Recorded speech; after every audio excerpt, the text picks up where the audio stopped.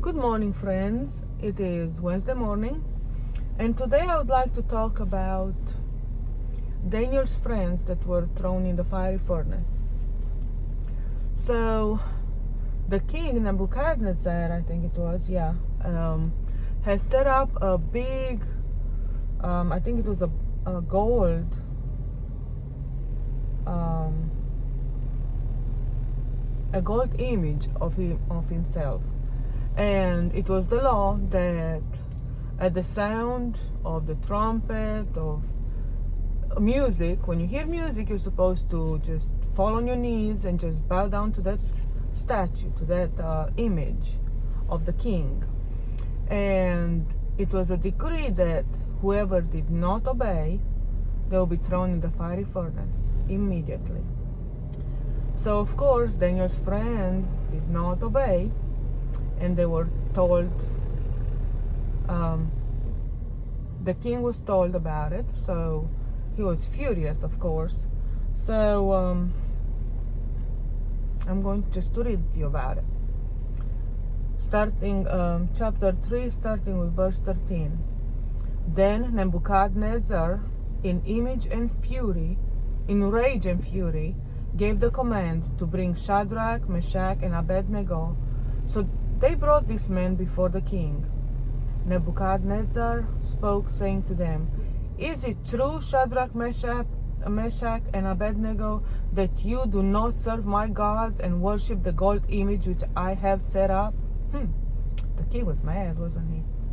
"Now, if you are ready, at the time you hear the sound of the horn, flute, harp, lyre, and psaltery, in symphony with all kinds of music, and you fall down and worship the image which I have, good.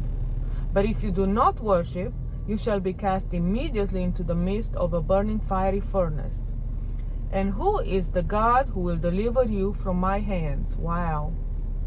So the king didn't think that it existed a God big enough or powerful enough to save them from the fiery furnace. But look what their answer was.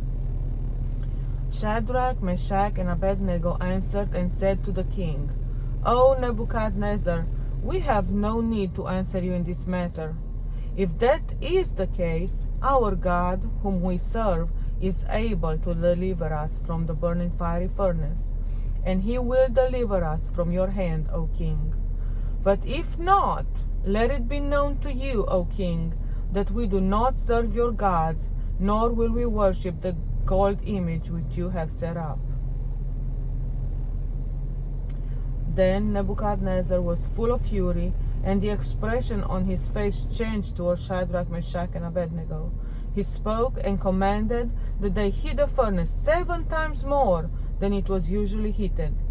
And he commanded certain mighty men of valor who were in his army to bind,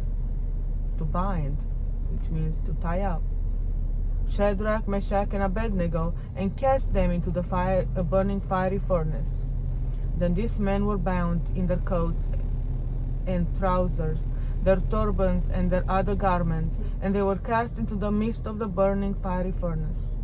Therefore, because the king's command was urgent and the furnace exceedingly hot, the flame of the fire killed those men who took up Shadrach, Meshach, and Abednego. And these 3 men, Shadrach, Meshach, and Abednego, fell down, bound into the midst of the fiery furnace, burning fiery furnace. Wow. So the king wanted to make sure that they don't get out of the furnace, so he tied them up. Heating up the furnace wasn't good enough for him, so he had to take every precautions, to go to any lengths just to make sure they don't get out. But listen, look what happened next. Then King Nebuchadnezzar was astonished, and he rose in haste and spoke, saying to his counselors, "Did we not cast 3 men bound into the midst of the fire?" They answered and said to the king, "True, O king." "Look," he answered, "I see 4 men loose, walking in the midst of the fire. Wow. So they weren't just not burning, they were loose. I see 4 men loose, walking in the midst of the fire, and they are not hurt. And the form of the 4th is like the Son of God.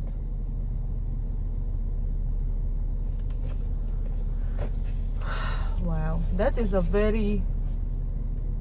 it's an amazing story. And today what I'm learning from it, what God showed me today, that no matter what your circumstances look like, no matter,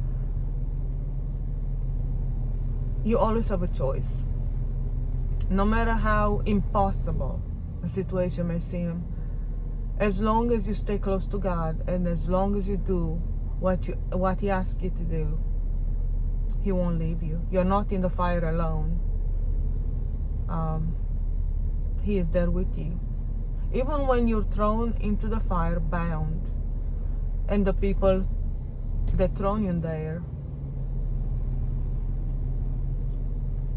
they're going to get what's coming to them. But I'm telling you, God is with you. God never leave you. He will never forsake you. As long as you do what He commanded, as long as you hold tight to Him, and as long as you don't give up on Him.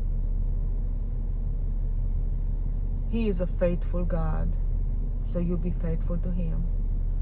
So I hope you have a blessed day today, and I hope that this encourages you today, and I'll see you later. Bye-bye.